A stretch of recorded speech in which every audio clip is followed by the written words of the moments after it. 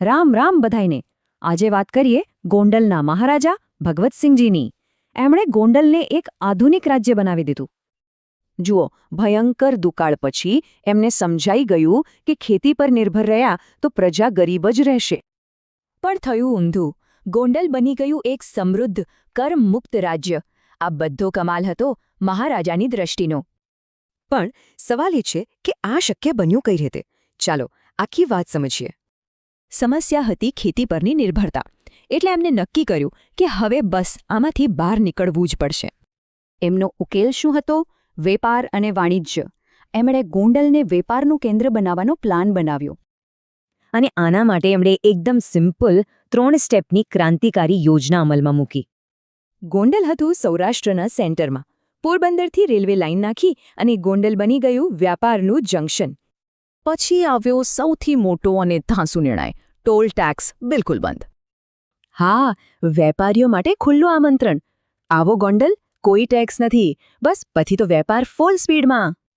જે પણ નફો થયો એને મુંબઈ સ્ટોક એક્સચેન્જમાં રોકીને એક મોટું સિંકિંગ ફંડ બનાવ્યો. આનો ફાયદો શું થયો? પ્રજાને કોઈ ટેક્સ નહીં અને બધી આધુનિક સુવિધાઓ પણ મફત. પણ વાત ખાલી પૈસાની નહોતી.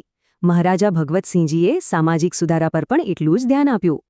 વિચારો, railway, telephone, school, college, hospital, આ બધું જ ગોંડલમાં એમના સમયમાં આવ્યું.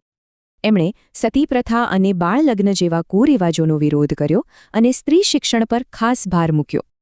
ખાસ કરીને છોકરીઓ માટે શિક્ષણ ફરજિયાત બનાવ્યું. વિચાર કરો, એ સમયમાં આ કેટલું મોટું પગલું હતું. અને એમના કામનો વારસો આજે પણ ગોંડલમાં જીવંત છે, ખાસ કરીને ત્યાંની ઇમારતોમાં. દાખલા તરીકે ગોંડલનો પ્રખ્યાત નવલખા પેલેસ.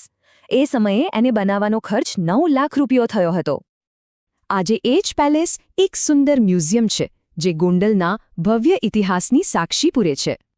અરે, હજી એક વાત તો બાકી છે. રાજવી પરિવારનો વિન્ટેજ કારનો ખજાનો. 138 ગાડીઓ.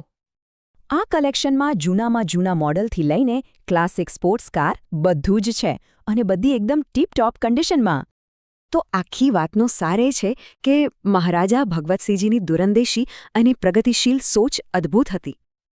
આ વાર્તા એ બતાવે છે કે એક સાચો લીડર શું કરી શકે છે.